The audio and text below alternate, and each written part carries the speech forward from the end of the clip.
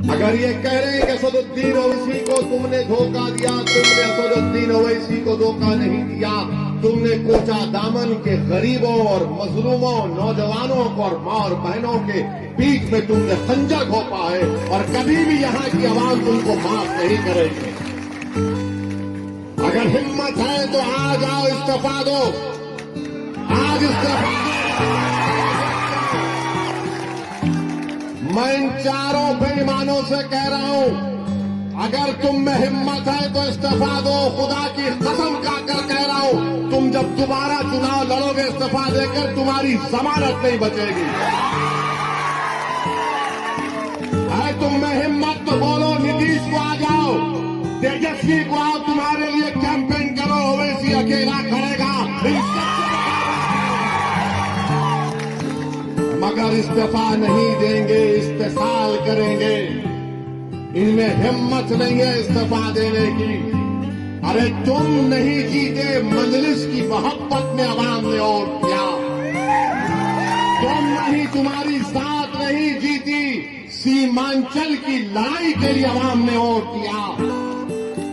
तुम्हारे बाप की वजह से तुम नहीं जीते, सीमांचल की वजह से तुमको कामयाबी मिली। ये समझ गए कि इनकी जात बहुत बड़ी है, इनफरादियत बहुत बड़ी है। अरे याद रखो, असदुद्दीन ओवैसी को अगर आज पहचान मिली तो अल्लाह के फजल करम से मजलिस इत्तेहाद और मुस्लिमीन की वजह से मिली। मैं मजलिस की वजह से हूं, अगर मजलिस नहीं मगर नहीं हूं तो मैं कुछ भी नहीं। तो इन लोगों ने समझ लिया कि हम बहुत बड़े हो गए। अरे तुम कभी बड़े नहीं हो सकते। तुमने कौम से गद्दारी की, सीमांचल से गद्दारी की, गरीबों से गद्दारी की। तुम छोटे थे और हमेशा छोटे रहोगे। मेरे अजीज दोस्तों और बुजुर्गों, ये चार के चार जब निकलकर लालू के घर पर गए तो किसी ने मुझे तस्वीर भिजाई थी कि ये चार के पैर में चप्पल नहीं है, नंगे पैर बैठे हैं। चार के पैरों में चप्पल नहीं है, नंगे पैर बैठे, और लालू उसकी औलाद के पैर में चप्पल है। ये तुम्हारी इज्जत है।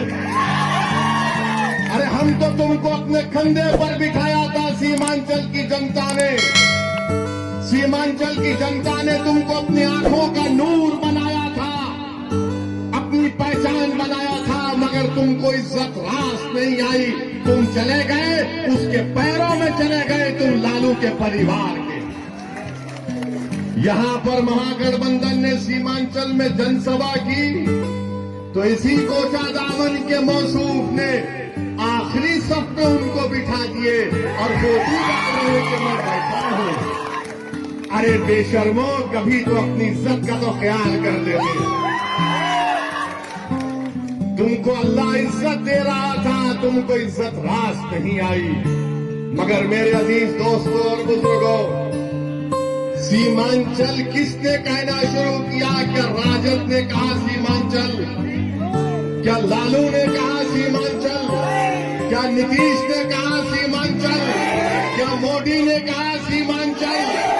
सीमांचल अगर किसी ने कहा तो मजलिस इत्तेहाद और मुस्लिमीन ने कहा। आज हम सीमांचल कह रहे हैं तो सबको मजबूरी की हालत में बोलना पड़ रहा है सीमांचल, सीमांचल, सीमांचल। मैं आपसे वादा पहले भी किया था और आज भी कर रहा हूं, अगर सारी दुनिया मेरे खिलाफ हो जाए तब भी अकेला असदुद्दीन ओवैसी खड़े होकर सीमांचल की लड़ाई लड़ेगा। मैं दुनिया को तैयार हूं। और जो लोग धोखा दिए सीमांचल की आवाम को, सुन लो, अल्लाह सुब्हाना व तआला तुमको जलील और रुस्वा करेगा। अरे 2025 आएगा, तुम मुंह नहीं खोल सकते तुम्हारे सियासी आकाओं के सामने। तुम आंख में आंख नहीं मिला सकते तेजस्वी यादव से, और नीतीश को तो तुम देख ही नहीं सकते।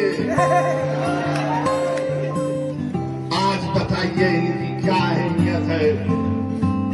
ये मीर जाफर और मीर सादिक की तारीख को उन्होंने दोहराया। जिसने टीपू सुल्तान को, सिराजुद्दौला को धोखा दिया, ये इन्हीं लोगों के जानशीन है। मैं इनको मुबारकबाद देता हूं कि तुमने मीर जाफर और मीर सादिक की उस गद्दारी को तुमने जनता के सामने याद दिला दिया। अब जनता जान चुकी है, आवाम जान चुकी है। ऐवान असेंबली में अगर कोई लड़ता है सीमांचल के लिए तो ये लोग मंत्री बनकर बैठ गए, अपनी गर्दन मोटी कर लिए, अपनी गर्दन को मोटी कर लिए, और मगर सीमांचल के बारे में बात नहीं कर सकते। अगर कोई जुल्म के खिलाफ आवाज उठाता है बिहार की विधानसभा में तो उसका नाम अख्तरुल ईमान है। अख्तरुल ईमान अकेला है, मगर मुझे यकीन है कि पोचा दामन में एक ही शेर काफी इनकी दौड़ में। अख्तरुल ईमान लड़ता है ऐवान में, अकेला है। 5-5, 6-6 मिनट की तकरीर अख्तरुल ईमान की उठाकर देख लो आप। अख्तरुल ईमान सच्चाई को बयान कर रहा है, हुकूमत से लड़ रहा है, सवालात पूछ रहा है कि उर्दू टीचर का क्या हुआ जब वो मासूम 8 साल के बच्चे को सीवान में पकड़कर जेल में डाल दिया गया। उसके गले में रस्सी थी, उस बच्चे का नाम रिजवान, 8 साल का बच्चा। ये जितने बिहार के विधानसभा में मुसलमान एमएलए जीत कर गए, क्या रिजवान तुम्हारा बेटा नहीं था इसलिए तुमने आवाज नहीं उठाई? 8 साल का रिजवान गले में रस्सी डालकर 1 हफ्ता वो अपनी मां से दूर रहा। उसकी मां पुकार पुकार कर कह रही है कि मेरा बच्चा बच्चा है। वो 16-17 साल का नहीं है, मगर बिहार में क्या बीजेपी की सरकार थी या गठबंधन की सरकार थी जो गुंगी बनकर बैठी हुई थी? रिजवान की मां पुलिस स्टेशन के आगे 8 दिन तक अपने लखते जिगर के लिए तड़पती रही कि मेरा बेटा अंदर है, मैं कैसे बाहर जिंदा रह सकती हूं। ये इंसाफ महागठबंधन का। 8 दिन तक एक मां अपने 8 साल के बच्चे को तड़पती रही। किसने रिजवान के खिलाफ आवाज उठाई? किसने रिजवान की तकलीफ को अपने बेटे की तकलीफ की तरह महसूस किया? किसने उस तड़पती मां के आंसुओं को समझा? वो मजलिस इत्तेहाद मुस्लिमीन और असदुद्दीन ओवैसी अख्तरुल ईमान थे जिन्होंने रिजवान के लिए आवाज उठाई। ये महागठबंधन के लोग क्यों नहीं बोले रिजवान के बारे में? अरे तुम बोलो ना रिजवान के बारे में, तुमने क्यों नहीं बोला? बोलो, इल्जाम लगाने वाले हम पर रिजवान पर नहीं बोले। वैशाली में गुलनार नाम की एक बच्ची, वैशाली में गुलनाज एक बच्ची का नाम था, उसको जला दिया गया। क्या गुलनाज के खिलाफ महागठबंधन का कौन सा मंत्री बोला? ये कोचा दामन का बेईमान जो भाग कर तेजस्वी के पैरों में,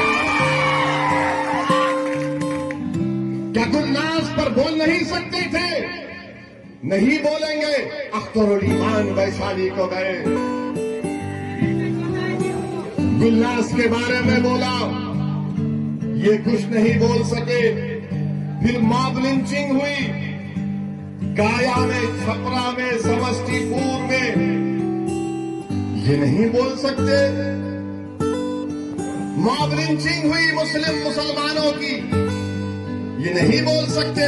किसके खिलाफ बोल सकते हैं ये तमाम बेईमान लोग? मालूम आपको किसके खिलाफ इनकी जबान चलती है? गुलनाज पर नहीं बोलेंगे, रिजवान पर नहीं बोलेंगे, बेगूसराय समस्तीपुर के मॉब लिंचिंग पर नहीं बोलेंगे।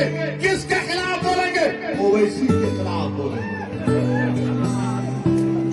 ये बी टीम है, वो फुला टीम है, ये उससे मिला हुआ है। अरे बेईमानों, तुम बुज़दिल हो, तुम मौत से डरने वाले हो, मैं मौत को अपनाने वाला हूं। तुम मेरे खिलाफ बोल सकते मगर तुम्हारी जबानें गूंगी क्यों पड़ गई?